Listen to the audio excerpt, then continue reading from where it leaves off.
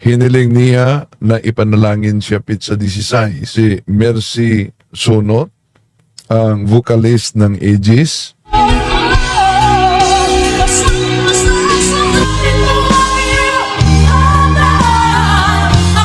Ang kanyang kambal ay may pahayag na kaugnay sa kanyang pagpanaw na aniya may advice umano siya na iwasan na yung mga bagay na lubhang makapagpalala sa kanyang mga sakit. Kasi yun yung pang lungs, para sa lungs kong gamot. Ayon pa sa kanyang kambal na si Juliet, rest in peace in paradise. Tama po ba na ang mga yumao nating mga mahal sa buhay ay i-canonize na natin? Sigurado nga tayo na nasa paradise na sila.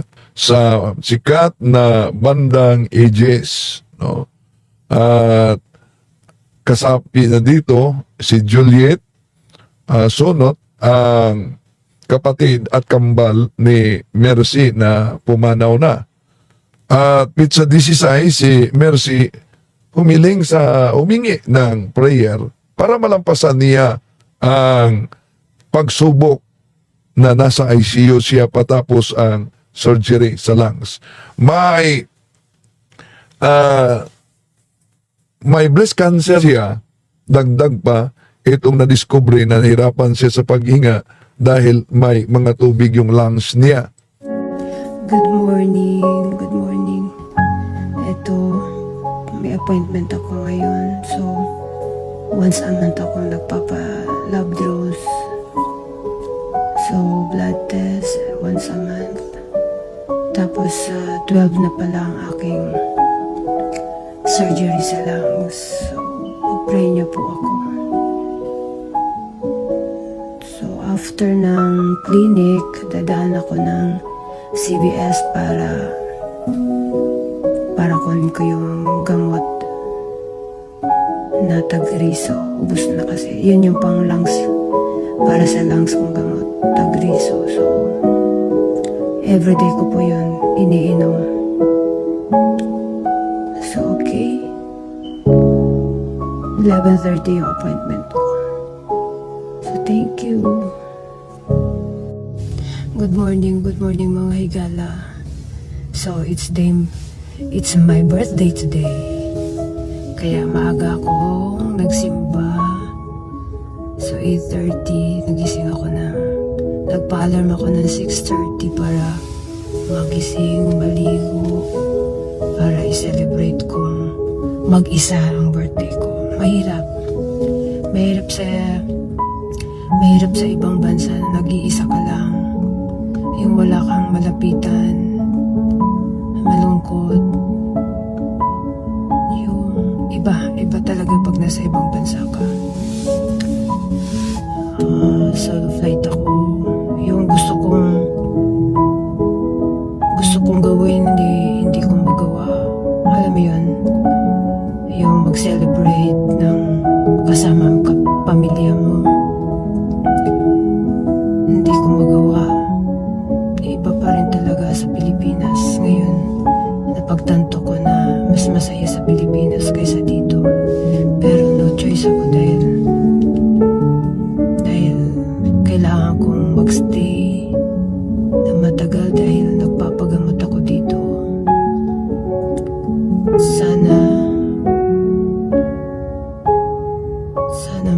gumaling ako ng mas mabilis para makauwi ako ng Pilipinas. Okay, mga higala. So, ngayon, start ko ng i-upload yung anong nangyayari sa akin. Nangyayari dito sa US. Hirap. Ang masasabi ko, one word, malungkot. Yun lang. Good morning. Nandito ko sa Eden Hospital. Meron akong schedule ngayon for MRI sa breast. So, 7:30 aking schedule. So, itong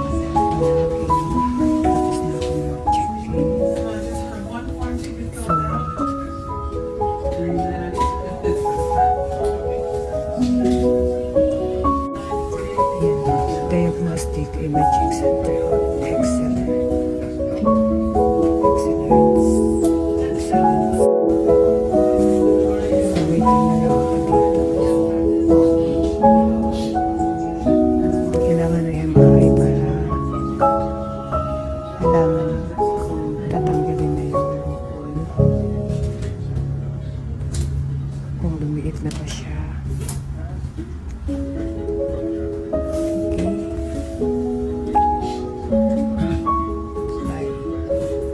Hello, mga higala. Tapos na yung surgery ko sa lungs. Pero bigla, nahirapan ako huminga. So, dinala ako sa ICU. Kaya, may tubig pa lang, may inflammation ng lungs ko. So, ginagawa ko lang paraan. So, mag-steroids ako. Pinainom sa akin na doktor para sa inflammation. So, kaya, pag-wait lang po kami please. Pag-wait lang po nalalaki ito pagsubok.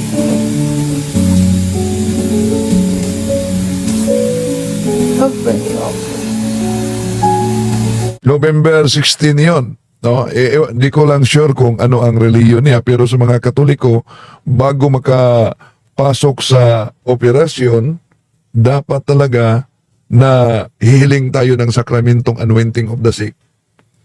Iyon ang kailangan talaga. No, dahil una, di natin alam, lalo na kung may mga mabigat tayong sakit na nasa hospital, hilingin talaga natin ang sakramento ng anointing of the sick. Dahil pwedeng successful ang operasyon tulad sa surgery na dinaanan ni Mercy Sonot. Pero, di din natin alam kung ilang oras o ilang araw mananatiling buhay tapos sa successful na surgery. Ito pa, nakunan pa siya ng video na may pahayag kung bakit siya nadala sa ospital. Hello, mga higala. Tapos na yung surgery ko sa lungs. Pero bigla, nahirapan ako huminga. So, dinala ako sa ICU. So, nadala siya sa ICU, nahirapan. Pizza 16 yan. So, sino bang mag-akala na di na siya kaabot ng pizza 18-19, no? At ayon sa kanyang kambal na si Juliet, ito, kabahagi din sa sikat na bandang Edges, nagpahayag siya kaugnay sa pagpanaw ng kanyang kambal na si Mercy Sonot, na ayon sa post niya, ang sakit naman ate, ang aga pa para iwanan mo kami. Sabi ko kasi sa kanya, iwasan niya ang mga bagay-bagay na magpapapalala ng sakit niya. Ang aga pa para iwan mo kami. May concert pa sana tayo ngayong 2025. Magpahinga ka na, mahal ka namin. Rest in paradise. Bal o kambal niya, nandito lang kami at patuloy. Pwede ba natin na i-canonize agad yung pumanaw na? Hindi. Bakit? Dahil walang sino mang makapasok sa kaharian sa langit kahit sino mang may kunti ng kasalanan. Kung sisilipin natin ang lumang tipan kaugnay sa pagkamatay, ito ang mabasa natin sa Karunungan ni Salomon, Kapitulo 3, versikulo 1 ngadto 6. Ngunit ang mga matuwid ay nasa kamay ng Diyos at di sila makakaranas ng kaunting mang paghihirap. Sa akala ng mga hangal, ang mga matuwid ay namamatay. Iniisip nila na ang kamatayan ay kapahamakan at ang pagpanaw nila ay tuluyang pagkawala. Ngunit ang totoo, sila ay nanahimik na. Bangamat sa tingin ng mga tao, sila'y pinaparusahan. Ngunit ang totoo, sila'y nasa buhay na walang hanggan. Ang kaunting pagtitiis nila ay tutumbasan ng malaking pagpapala. Napatunayan ng Diyos na sila'y karapat-dapat. Sila'y kanyang sinubok tulad ng ginto sa tunawan, kaya't sila'y tinatanggap niyang parang handog na sinunog. So, napansin niyo ba na ayon sa karunungan sa lumang tipan pa, na dadaan talaga sa tinatawag na pagsubok tulad daw ng ginto sa tunawan.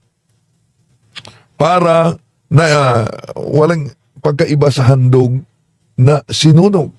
Bakit ganoon? No? O na, ang iba nating mga kapatid, sa iba yung pananampalataya, mga kapatid, alam niyo, para sa kanila, ang kaluluwa ay ang katawan, at ang katawan ay ang kaluluwa. Pag ang katawan ay mamatay, para sa kanila patay din ang kaluluwa. Pero di yan totoo. Dahil malinaw ang sabi ng ating Panginoong Hesus sa San Mateo Kapitulo 10:28 na ang kaluluwa ay hindi mamamatay. So, ibig sabihin, kung ang tao ay mamatay, ano ang mangyari? Si San Pablo nagsabi sa Hebreo 9:27, itinakda na minsan lamang mamamatay ang tao at pagkatapos nito ay ang kahatulan. So, tapos sa kamatayan, haharap talaga ng kahatulan. Yun ang tinatawag na particular judgment.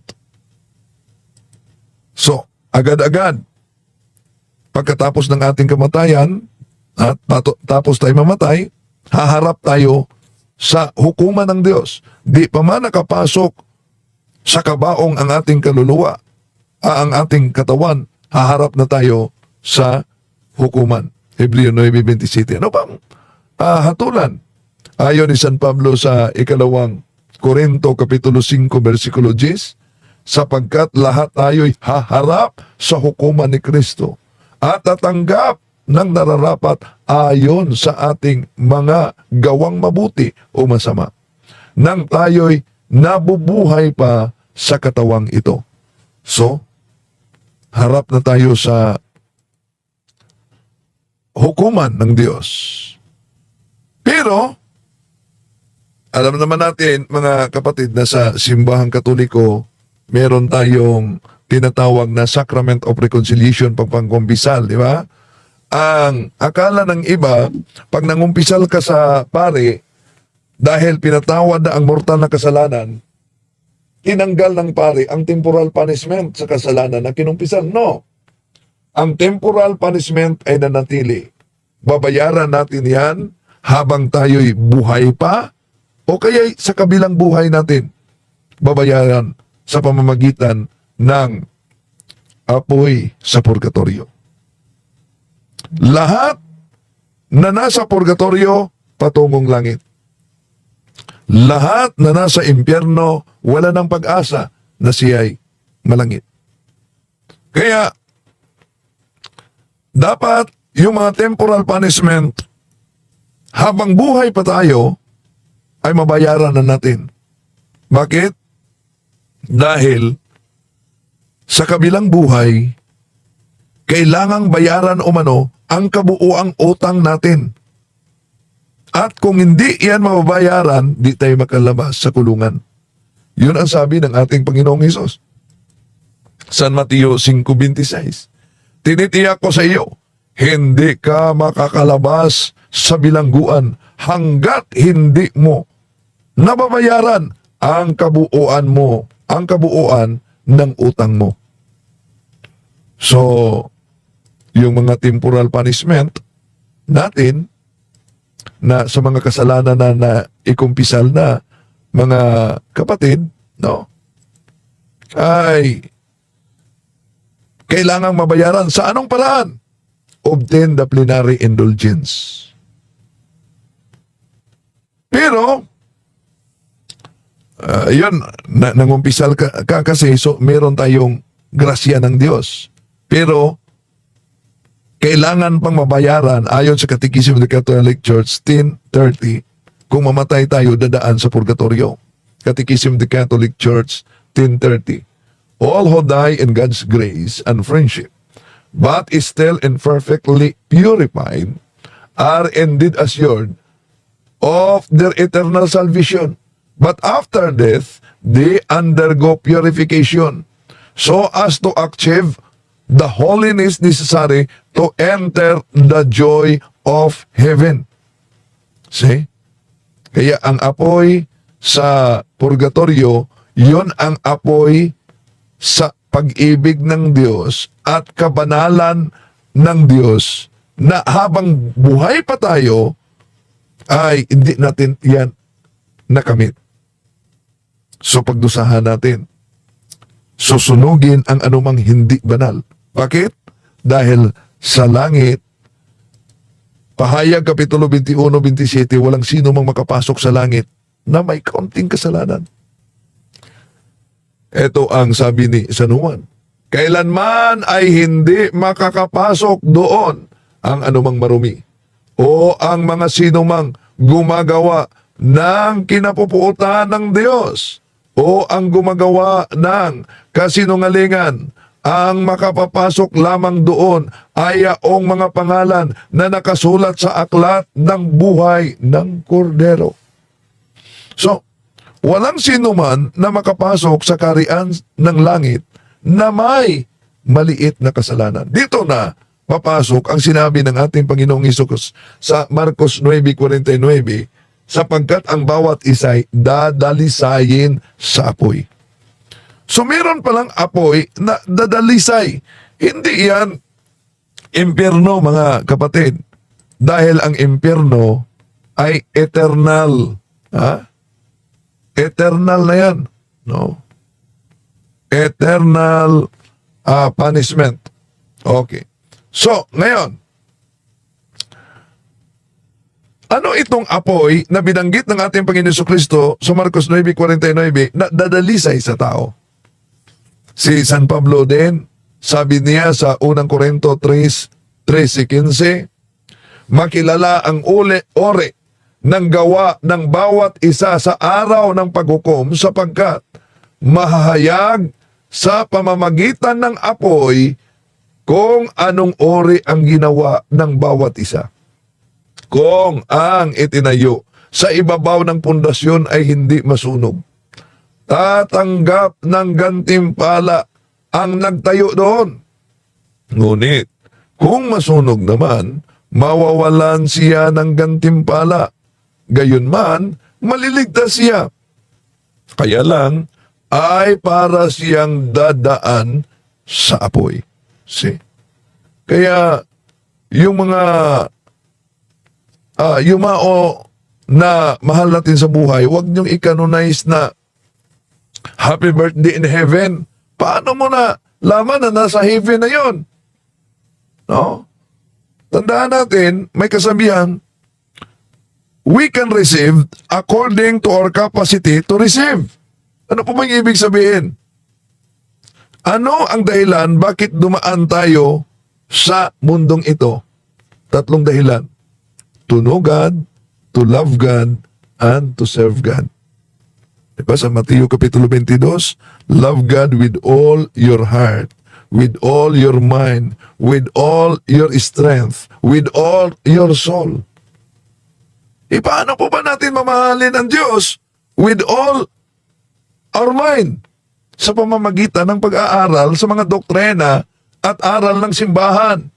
Catechism of the Catholic Church, sa Bible, sa mga aral. Bakit? Sa pamamagitan diyan, malaman natin kung ano ang will ng Diyos na gusto niyang ipaabot sa pamamagitan ng simbahan. Love your God with all your strength. Diyan na papasok ang fasting. Alam niyo ba, ang maraming mga Katoliko di alam yan, na kung magsimba kayo, 1 hour before Mass, kailangan hindi tayo kakain. At daming mga Katoliko, di din alam na Friday, iwasan natin ang mga karne. Oh. Yun ang tinatawag na abstinence. Oh. Oh. Love God with all our strength. Fasting yan. Love God with all your heart. Frequent to the sacrament. Kaya, tulad sa nakita niyo kanina na si Mercy, before, mga kapatid, huwag niyong kalimutan, before papasok sa operasyon, dapat hihiling kayo na makatanggap ng anointing of the sick sa pare. Anointing of the sick. Dahil, di natin alam kung makalabas ba tayong buhay sa ospital. Dapat maniniguro tayo. Ha? Maniniguro tayo. Ay, walang raffle kayo na dahil may debate si Bro John Ray. Okay. So, ngayon, dahil nabasa natin na bawat tao ay idadaan sa apoy, masunog ito, ngunit maligtas na sa apoy sa unang Korinto 3:15, si San Pedro naman nagbanggit na may kulungan sa mga espiritu. Unang Pedro 3:18-19, 20. Sapagkat si Kristo na walang kasalanan ay namatay ng minsan para sa inyo ng mga makasalanan upang iharap kayo sa Diyos. Siya'y pinatay sa laman at muling binuhay sa Espiritu. Sa kalagayang ito, nagpunta siya at nangaral sa mga espiritong nakabilanggo. Sila ang mga espiritong ayaw sumunod noong matiyagang naghihintay ang Diyos ng panahon ni Noe habang ginawa nito ang daong. Doon ay ilang tao, 8 lamang ang nakaligtas sa tubig. So, may kulungan ng mga espiritu. Sa Spanish Bible, may paliwanag kung ano ito.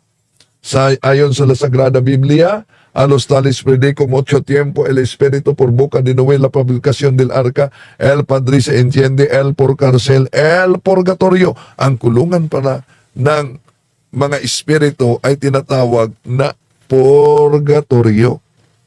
Kaya mula pa man noon, kailangan talaga, huwag niyong kalimutan, araw-araw, gabi-gabi, na ipanalangin yung mga yumao natin. Bakit? Iba ang panahon sa mundong ito at iba ang panahon sa kabilang buhay. Ang kabilang buhay, eternity. Ibig sabihin, they are not bound by time and space. Wala ng oras. Tayo lamang sa mundong ito ay may oras. Kaya, napansin nyo ba, araw-araw, sa buong mundo, ang simbahang Katoliko, meron tayong misa. Maraming salamat po sa Fire 888. May misa tayo sa buong mundo. Alam niyo yan? At sa misa sa buong mundo, mga kapatid, pinapanalangin ng pare kahit na ang kaluluwa sa mga yumao sa ibang relihiyon. Nang sabahin ng pare, kaawaan mo, Panginoon, ang mga kaluluwa sa mga yumao, lalo na yung mga kaluluwa na wala nang nag-alala pa sa kanila. Sino ba yung mga kaluluwa na wala nang nag-alala pa sa kanila? Pati ng kaluluwa. Pati ng mga kaluluwa sa mga yumao sa ibang sekta dahil hindi na nila yan inaalala. Kaya, huwag niyong i-canonize ang mga yumao ninyo na sabihin yung happy birthday in heaven. Paano na siguro na nasa langit na yan? Na pinadayag 21-27, walang sino mang makapasok sa langit kahit ang may katithing na kasalanan. Kaya sa lumang tipan pa lang, Ikalawang Makabyo, Kapitulo 12, versikulo 44-45, eto mabasa natin.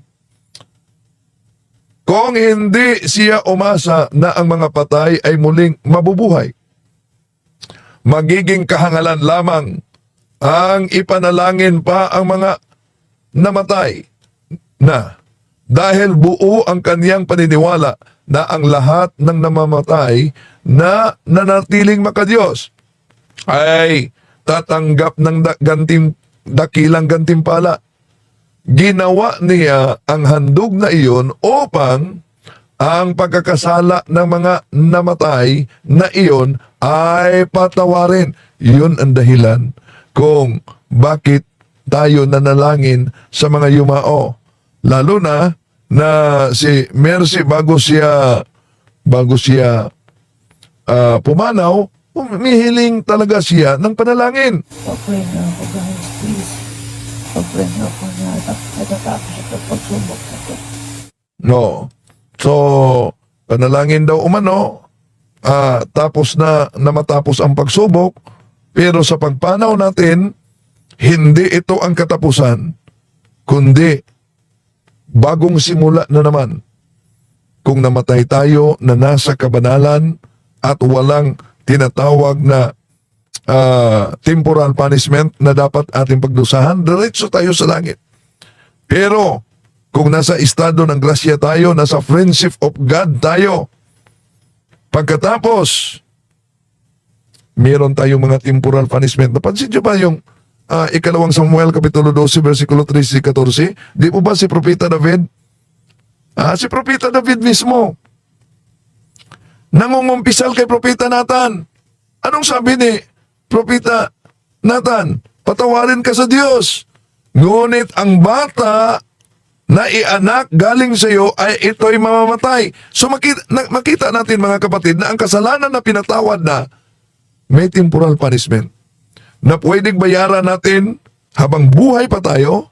Kung di natin mababayaran sa buhay na ito, babayaran natin sa kabilang buhay. Pay now o pay later. Yun po mga mahal na kapatid. Kaya